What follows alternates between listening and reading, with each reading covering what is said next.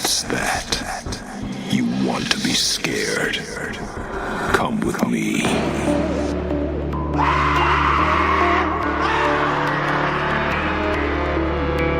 You will experience tales of horror, ghosts, and death. It is not recommended for the weak at heart. Listen in the dark. It's more fun that way. This is Weekly Spooky.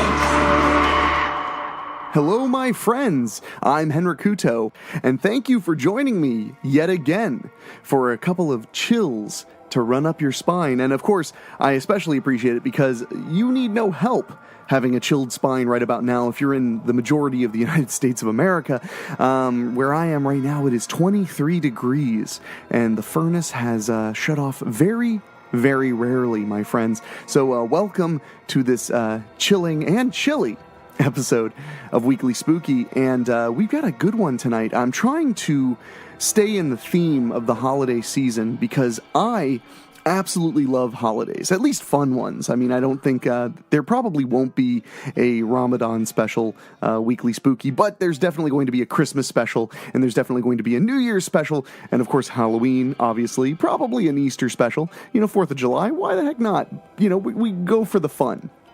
But the thing that I love about Christmas is the early tradition of ghost stories. So the stories you hear this month are going to either be ghost stories, or they're going to be directly related to Christmas. And this story may or may not be a ghost story. I'm not going to spoil it for you. But it's pretty creepy, and it's about expectation, fear, and putting yourself out there. I know, right? It sounds kind of heady. Well, it kind of is. This one is so believable in many ways that it really gets to me. So without further ado, I think it's about time we get to tonight's story, and I'll talk to you a little bit more afterward about the holidays and whatnot. But for now, enjoy. The Blind Date by Joe Solmo. Cassandra wasn't like most teen girls. She didn't enjoy the same things that the other girls in school did. She didn't chase after boys or dress in the latest fashions. It was a rare sight to see Cassandra wearing makeup on a day other than Halloween. That was the only holiday that Cassandra cared about. She felt that was the only night she could actually be herself. She loved reading Gothic horror, curled up in her bed. Her bookshelf was lined with the classics, Dracula, Frankenstein, and Dr. Jekyll, to name a few. The newer romantic takes on the classics made her feel sick and angry. They were taking her beloved stories and twisting them to attract the same people she loathed and escaped into the books to get away from. Cassandra had one person she really would call a friend. A girl 2 years older than her started talking to her in lunch one day. Betty was her name. She dressed in all black clothes and dyed her hair as black as she could. Cassandra adopted her look almost instantly. They shared a lot of the same interests.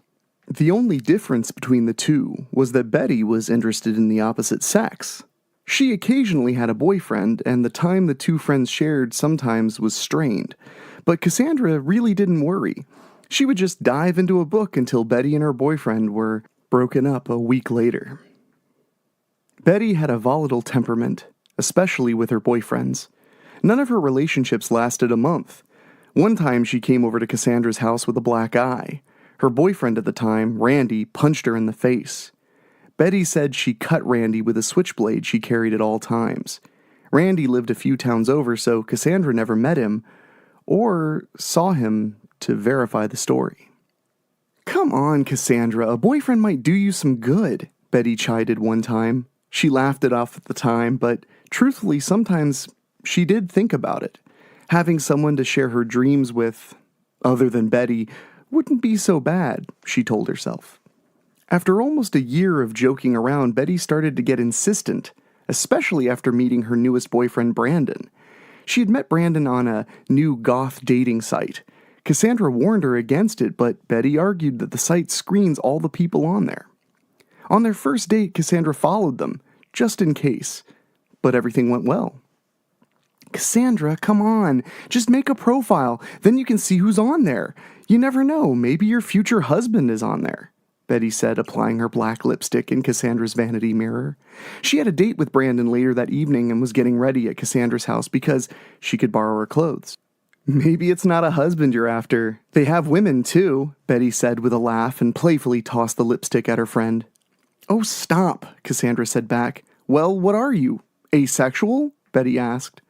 I just think getting a boyfriend is more trouble than it's worth. I don't need some asshole calling me when I have 50 pages left of my favorite book, Cassandra said as she pulled a black lacy dress from her closet. Here, wear this one. It'll make you look slutty. Brandon will love it. I wouldn't want to lead him on, Betty said. They both looked at each other and smiles crept onto their faces. They both burst out with laughter. It wasn't like Betty slept around, but if the mood struck her, then she wouldn't be shy with her boyfriend. It was cool for the guys to sleep with any girl they could, but if the kids at school saw Betty doing it, they would call her a slut. That was probably why Betty dated boys from out of town, Cassandra thought. Betty's phone dinged with a text message, and Cassandra used that interruption to check her hair in the mirror. It was time to dye her roots again. She would have to run out to the drugstore. She heard Betty laugh and looked at her friend. What's so funny? Cassandra asked. Brandon, he's so funny. He asked me if he should bring condoms, Betty replied. You guys have only been dating for like 2 weeks. Jesus, Cassandra said. Yeah, but he's been real good to me so far. He deserves a treat, Betty said in a playful voice and slapped her own ass. You're too much, Cassandra said with a smile and a roll of her eyes. A short time later after Betty left, Cassandra sat in her room with a copy of In a Glass Darkly. It was the 7th time she'd read the collection of short stories by Sheridan Le Fanu. Her eyes kept drifting from the written word to her laptop Betty had left open on the end of her bed. After the 3rd time she sighed and put her book down. She typed in the web address for the Gothic single site Betty had used to find Brandon. I'll only look for fun and to shut Betty up, she thought as she began to make a profile. She took a selfie with her cell phone and uploaded it. Once that was done, she browsed through a few men's profiles, looking superficially at them. She grew bored a few minutes later and put her phone down. She looked back towards her book, but she wasn't in the mood, so she popped in the DVD of Ginger Snaps, her favorite werewolf movie. After a few minutes, a ding came from her phone. Betty? She said, picking up her phone, but saw it wasn't a text message at all. It was a notification from the Goth dating website. Someone had viewed her profile and wanted to chat. She didn't know what to do. She couldn't actually talk to a guy, could she? Even over the internet, she wasn't sure she would have the confidence enough to talk to someone in that manner. She tapped her finger on the thumbnail image to open his profile, but it instead opened the chat window. Fuck, she said as she saw the mystery guy was typing. She looked at the enlarged photo of him. He had shoulder-length black hair. He wore a black leather jacket in his picture. She looked at the name attached to the profile. Jeremy, 19. He was cute, she had to admit, as she scrolled through his information. Ba-ding! A new message from Jeremy. She tapped on the notification. Hi there, I'm Jeremy. I love reading horror. I listen to goth music and just graduated. You look real pretty in your profile picture. Even though he wasn't there in person, she blushed anyway. No one had ever called her pretty before. Well, except for Betty, but that didn't count. Even her own parents that mostly left her alone never complimented her on anything. What should I say? She whispered out loud as she looked at her phone. She began to type a message, then deleted it. After a few tries, she finally got out what she wanted to say. Sort of. Thanks, you're pretty too. I love horror. She looked back at her message after hitting send. Oh, god damn it, she exclaimed. You're pretty too? What the fuck is wrong with me? She saw that he was typing back to her and she cringed, imagining his response to her. She knew that she wasn't ready to chat with a guy. She wasn't cool like Betty. She wished her friend was there now to tell her what to say. She would probably tell her to send a pic of her boobs. Thanks. What kind of music do you listen to? Well, that wasn't as bad as she thought. He just thanked her. She thought about what to say back. Mostly local music. Have you ever been to the Freezer? She asked. It was a local club that she'd been to. One of Betty's old boyfriends had a band, and they went there a few times. Some of the bands she actually enjoyed, except for Betty's boyfriends. They were terrible. The club over on 34th? I'm there right now. Chum Trail is playing tonight. They start in a half an hour. You should come out. She hadn't heard of a band called Chum Trail. She thought about it, but she'd never been there without Betty. She wasn't sure she could do it. She quickly texted her friend to get some advice. Are you coming? Jeremy messaged her. She waited a few more seconds. Come on, Betty, you twat. Message me back, she said to her phone. A minute passed and still nothing. Hello? She felt bad for not messaging Jeremy back, but she was indecisive. She wasn't the outgoing person Betty was, and sometimes she was content just to follow in the wake of her friend. She sighed as she looked at her phone laying on the black comforter on her bed. Finally, she couldn't stand it anymore and picked up her phone. She opened the messaging app and started to type to Jeremy that she couldn't make it tonight. But some other time. But she only got 2 letters typed before she received a text message from Betty. WTF, go! I knew she would say that, Cassandra said and let out a breath she didn't realize she was holding. Okay. She typed it to Jeremy and flinched when she hit send. She could always not go and say something came up anyway. Sweet, I'll be outside waiting for you. Ah, shit. Now she had to go. She jumped off the bed and looked into the closet her and Betty had destroyed earlier to dress Betty up. Now it was her turn. Although she was very apprehensive about going, she had to admit she was excited as well. She fixed her hair in the mirror quick and then put on the black lipstick that Betty had borrowed earlier. 10 minutes later, found Cassandra jumping into her beat-up 1990 Dodge Omni. Her mom passed her in the doorway and didn't even ask where she was going. It was for the best anyway. She didn't want to have to explain. Ba-ding! She looked down at her phone and saw she had a text message from Betty. She looked at it as she buckled her seatbelt. Are you going, bitch? She smiled and texted back. Yes, what the hell? She put her car into reverse and backed out into the road. She headed down the street, towards the club. Ba-ding! She waited until she reached a red light before checking her phone. It was another text from Betty. You go, slut! Cassandra rolled her eyes and smiled. She tucked her phone away before continuing down the street. A few minutes later, she pulled up alongside the curb on 34th Street. She had to park 3 blocks from the club. It must be crowded tonight, she thought. She exited her car and straightened the black camisole she was wearing. She made sure her skirt was in order before heading down the street, towards the freezer. When she got closer, she noticed a line of people waiting to get into the club. Any one of those could be Jeremy. She wondered if she could recognize him from his picture. It was probably some middle-aged pedophile, she joked to herself as she crossed the last street to reach the club. There was no doubt which one was Jeremy. She could pick him out easily enough. He looked just like his picture. Exactly. In fact, he was wearing the same outfit. I wonder if he only has 1 pair of clothes, she thought jokingly. He recognized her just as fast. He left his place in line to approach her with a smile on his face. Cassandra, you made it, he said. Yeah, at least for a little while. My friend said she might need me later. She lied, so she would have an out later if she needed it. Cool, he said. Hopefully you can stay for Chum Trail.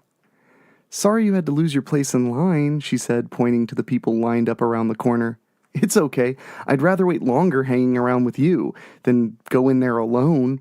Honestly, I didn't think I'd meet anyone on that app. I just made my profile tonight, actually, just before leaving the house. I was bored standing in line here, so I started looking at profiles and I saw yours, he said. So, do you own more than 1 set of clothes? She asked with a smile. Sure do. I have at least 3 shirts, Jeremy said as they turned the corner. There wasn't that many more people around the corner. It wouldn't be that long of a wait anyway. They chatted as they waited to get in. The line moved slowly but steadily until they were at the door. The doorman didn't check their ID, just asked for the $5 cover charge for entry. The place was a dump. The walls were all spray-painted black, and there were holes in the floor that had plywood nailed down over them, making a tripping hazard just as bad as the hole originally was. Death metal music blared from the PA as opening bands started to set up their gear on the small raised stage. They made their way over to the bar and got some cheap draft beer, then found a spot to talk while they waited for the music to start. A blonde-haired guy pushed past them with a guitar case, then turned towards Jeremy with recognition. Jeremy! Glad you could make it, man. We go on second, he said. Jeremy shook the guy's hand and patted him on the back before turning back towards Cassandra. My friend's band is playing, he said. So, tell me something. Why is a pretty girl like you looking on the internet for dates? He asked. Cassandra put her head down, covering her face with her hair to hide the blushing. She didn't even know how to respond to the compliment. Her mind was momentarily blank, so she hid the fact by taking a drink from her beer. It gave her the extra time she needed to formulate a response. I got on there because of my friend Betty. She kind of bullied me into it. She said I needed to find myself a boyfriend, she said. Well, let's not get ahead of ourselves, he said, smiling. One day at a time, she said, holding up her drink. They both laughed at her corny Alcoholics Anonymous joke. She had left her phone on vibrate in her pocket, so she pulled it out and saw she had a few messages from Betty. Jeremy looked at her as she looked at her phone. Betty, she's on a date tonight, but is asking me how mine is going, she explained. So this is a date? Jeremy asked. Oh my God, I didn't mean to presume, she started to say, but he interrupted her. Relax, I'm just messing with you, he said. She let out a sigh and visibly relaxed. Are you okay? He asked. Yeah, I'm fine. She turned towards the stage. What do you know about the first band? She asked. They spent the rest of the evening making idle chit-chat between bands and enjoying the music. She had to admit she was having a good time.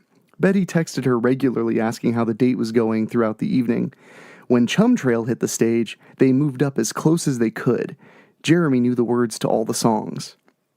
By the end of the night, Cassandra was pretty exhausted, but every time Jeremy spoke, it re-energized her for just a little longer.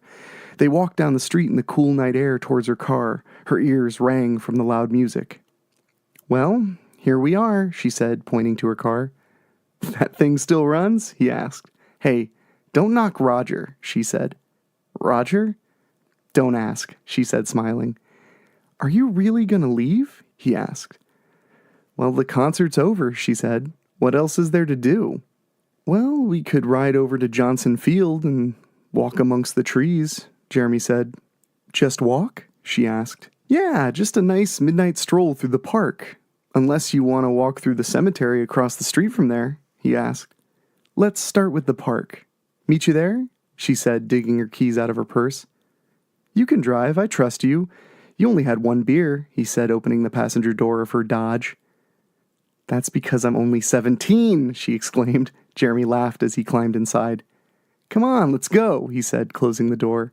Cassandra ran to the front of the car and jumped inside. The old engine fired right up and they headed towards Johnson's Field. When they arrived, there were several other cars there. Other couples came out to the park for a private moment or two. I wouldn't be surprised if Betty was there, she thought. It looks crowded in there, she said.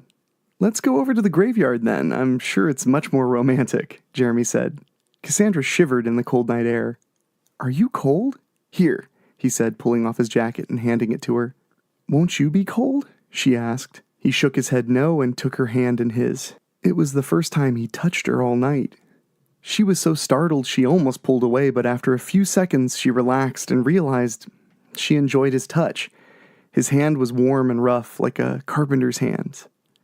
They crossed the street and hopped the fence into the graveyard, landing in the cool dew that layered the grass. The light from the streetlights didn't penetrate very far into the graveyard. They clambered their way to a path and followed it in deeper. Near the middle of the cemetery was a big circle of grass with a memorial statue to the town's founder. 3 discolored stone benches surrounded the statue. They sat down on a cold stone in silence for a few moments before Jeremy spoke. From here you can see the stars, he said, looking up into the night sky. You can almost forget you're in a city. It's nice. Well, other than all the dead people, she said with a sly smile. Oh, they won't bother you, mostly, he said and laughed. Cassandra laughed too and pulled her phone out of her purse. She looked at the time. 12:18. You don't need your phone out here. Here we can get away from the technology. Just for a little while. We can have a person-to-person conversation, he said, facing her. I just wanted to see what time it is, she said, putting it back into her purse. He smiled at her. I didn't mean to sound abrasive. I apologize, he said and put out his hand to shake. She took it, and they shook. How weird, she said. That's me, he replied and stood up. Gotta take a whiz, he said, and walked a little way into the darkness around the back of the statue. She stood up from the bench and wrapped her arms around herself and shivered. The jacket helped her upper arms, but her bare legs had goosebumps. She questioned why she was out in the middle of the night with a strange boy she met online sitting in a cemetery. She looked towards the statue towering over her in the faint light from the street. There were words carved into the stone plaque just below the man's feet. She traced her fingers over the letters before stepping back to read them. Abraham Buchanan, founding member, shot 7 times, and still fought for his country. 1735 to 1794, died peacefully in his sleep. Cassandra vaguely remembered the story of their town's founding. They drilled it into your head in elementary school, but she hadn't thought of the guy in years. She remembered he survived being shot 7 times in a battle, but persevered. That was part of the town's motto, persevere through strife. Jeremy? She called out into the darkness. Are you still there? Yes, I'm here, he said as he emerged from the darkness. He had his thumbs hooked into the belt loops of his jeans. Oh, I wasn't pissing, he said, stepping closer to her. The hair on the back of her neck began to stand up. She didn't know why, but she was getting a sinking feeling in her stomach. What the hell were you doing then? She asked. I had to make arrangements, he said, reaching behind his back. Arrangements? Listen, Jeremy, it was real nice meeting you, but I think it's time I went home, she said, taking a step back from him. He paced her, taking another step forward. She took off his jacket and held it out at arm's length. Here's your jacket. Jeremy just stood there with his hand behind his back, making no move to take his jacket. Don't leave now, Cassandra. It's almost time, he said. No, I have to go, she said, and dropped the jacket onto the worn cemetery path. I have to go home, she said, and stepped back another step. You are home, Cassandra, he said, and pulled a knife from behind his back. The blade was curved about 15 inches long. Cassandra turned to run away, but Jeremy was quicker. He wrapped his arm around her neck and pulled her close to him. Why would you want to leave? It's so peaceful here. Come on and meet the family, he said, dragging her back to the statue. He dropped her on the ground in front of the plaque. Look on that phone of yours and tell me what time it is. It has to be close, he said. Close to what? She asked, her eyes widening in horror. The time I died, of course, Jeremy explained and stepped closer to her. What? She asked. I only took 3 bullets, not 7 like old Abe here. Do you know the story of Abe? Let me tell you what the school didn't. Abe was shot 7 times by British soldiers in the Battle of Saratoga in 1777. They dragged him back behind the front lines and left him to die. Which he should have, and would have, if something didn't intervene. Old Abe prayed to God to save him. He wanted to see his children grow up. He wanted to see his grandchildren. He had a wife and a mistress back home. He wasn't ready to leave this world. It wasn't God who answered him, though, Jeremy said, sitting on the bench within reach of Cassandra. A being came to Abe and told him they could save him. He wanted to live for selfish reasons, so God didn't answer. But a demon did. It promised him a freebie, a full recovery if it brought the demon 3 souls every 7 years. Abe quickly agreed, he explained, and pulled Cassandra's face up to look into her eyes. Are you getting all this? There will be a quiz, he said, and let go. Please, I don't know what you're talking about. Just let me go. I won't tell anyone, I swear, she said as a tear dripped down her cheek. He wiped it away with his finger, which was warm to the touch. Don't cry, sweetheart. There's no reason to. Crying is useless. Now back to the story. Abe lived till 1794 as far as anyone knows. That's when his actual life ended. But his deal went on. After his body died, he was allowed to continue to bring souls to the demon, and in return, he could wander the land of the living a little longer. Well, one night in 1988, I just happened to be sitting on this bench here with some friends drinking. A man stepped out of the darkness and asked us for our wallets, he said with a smile. He stood and turned around in a circle, taking in the night. It was right here, at 12:48, that I was shot for not giving him my wallet. My friends all ran and got away, but I laid here, in a pool of my own blood, with 3 bullets in me. I looked up at that statue of Abe there and wondered how he could live through 7 bullets when I was going to die from only 3, he scoffed. Kinda silly, I know. Cassandra looked at her phone. It said 12:43. She started to text Betty. Oh no, we wouldn't want your friend to ruin the party. You see, Abe came to me that night and offered me the same deal he had. And you're my 3rd date this week, he said, swiping the phone from her hands. I can't believe how small these things have gotten over the years. Please, she begged. I won't tell anyone. I'll just go home. I'm sorry. That isn't going to work. I need you, Cassandra. And isn't it romantic? A great night spent together. That's the best part of this job. I get to meet lots of chicks, he said. Just then, there was a small rumble in the ground, and a faint red light started to illuminate the statue. Fissures of smoke rose from the cracks in the ground. He's almost here to take his 3rd soul. I'm gonna need you to lay down on this bench, Jeremy said. Fuck you, she said in defiance. He struck her with the pommel of the knife he'd held in his hand. What a mouth on you. I like your spunk, he said and pulled her onto the bench. He sat on her chest and undid the laces on her knee-high boots. He tied her legs to the stone bench. This is ridiculous, she said, trying to struggle as he tied her hands under the bench behind her back. The rumbling grew louder, and she felt the bench shaking just a bit. Let me go right the fuck now, she called out. Or what? Are you going to untie yourself and escape? It's never happened. Oh, I know. You could try screaming. They usually try that, but it's not going to work, he said, standing back and looking at his handiwork. Cassandra kicked, trying to loosen her restraints, but they were too tight. She called out into the night, Help! Help! Jeremy smacked her again. I really like it when they struggle, but the voices are pretty annoying, he said, and giggled. The rumbling climaxed as a ghostly figure floated out front of the statue. Oh, Abe, look at this one. 100% virgin. Really, it should count as 2, Jeremy said to the ghost. Please, God, don't let me die, she begged. God doesn't listen, child, Abraham said in a gravely spectral voice. He floated over to her and bent down near her face. Cassandra could see through Abraham.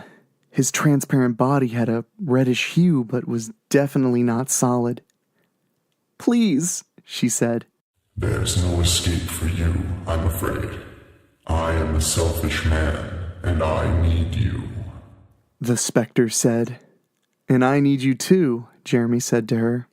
Is it time? He asked the specter. It is time, the ghost of Abraham said, and backed away a few feet from Cassandra.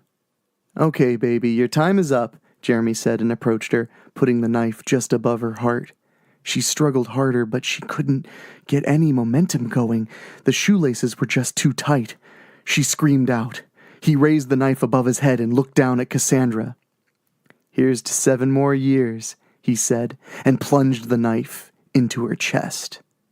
The last thing she saw as the world turned black was the fury on Jeremy's face. But the betrayal from the first guy she ever dated hurt more than that wound in her chest.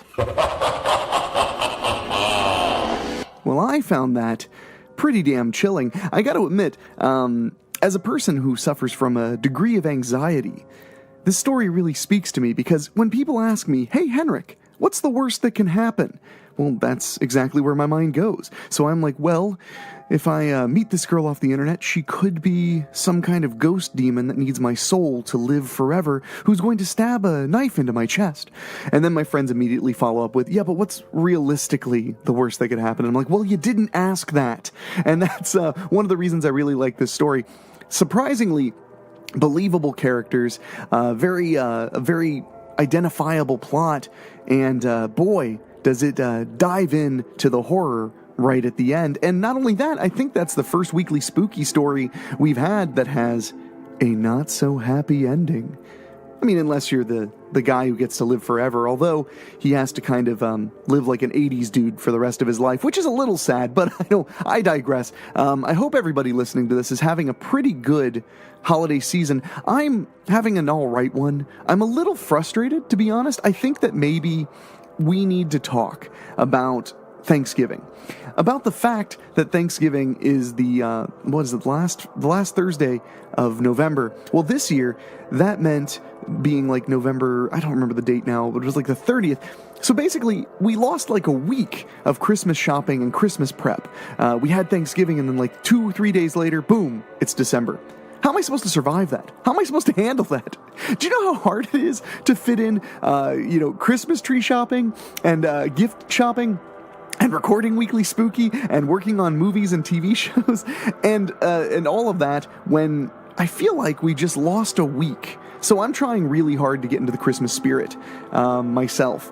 And speaking of getting into the Christmas spirit, next week's episode will be our first of 2 Christmas specials, and it's going to be a very special episode. I'm really excited to introduce you guys to it. It's going to be an audio experience episode, which means I'm going to narrate the story, but our lovely and talented music composer, Ray Mattis, is actually going to do an entire soundscape during the episode. Something a little bit different. There'll be music and sound effects and sound design throughout the entire episode, which I'm hoping will give you a big ambient boost. It'll really make you experience the story. So, but I also want to mention, as always, Weekly Spooky is brought to you by Henflix.com. What is Henflix.com? Well, it's my web store where you can buy the films that I make for a living. It's my day job. I'm a film director, and it sounds a lot more glamorous than it is, but I will say, if you want to support Weekly Spooky, one of the easiest ways is to buy anything at Henflix.com, because the money goes directly to me, and it goes directly to keeping the show alive. Or dead. But and if unrelated, I had a very, very, very massive car repair that I just had to pay for. So Henflix.com would be the ultimate Christmas gift for me. And if you order something from Henflix.com, it ships immediately, so it makes great gifts. We're also supported by Patreon, which you can check out if you go to weeklyspooky.com. You can find out all the information about our lovely patrons and all the ways you could support the show. But on that note, my friends, I've got some gifts to order. I've got some gifts to wrap. I've also got some big furry dogs to pet, and I've really got to get my Christmas card shot for this year, because I have 2 dogs. Last year I only had 1, and it was pretty easy to manage. We'll see how managing 2 dogs for a Christmas photo goes. But next week, like I said, we're gonna have a very special episode of Weekly Spooky, and for Christmas Eve, we have an even more special, terrifying, original Weekly Spooky for you all. But until next time, my friends, for myself, Henrik Hutto, and for our producer, Dan Wilder, and our wonderful, wonderful composer, Ray Mattis, I hope you guys have a great week. I hope to see you next time. I'll talk at you later. Thank you for listening. Make sure to find your way back next week. But for now, you are safe. Trust me.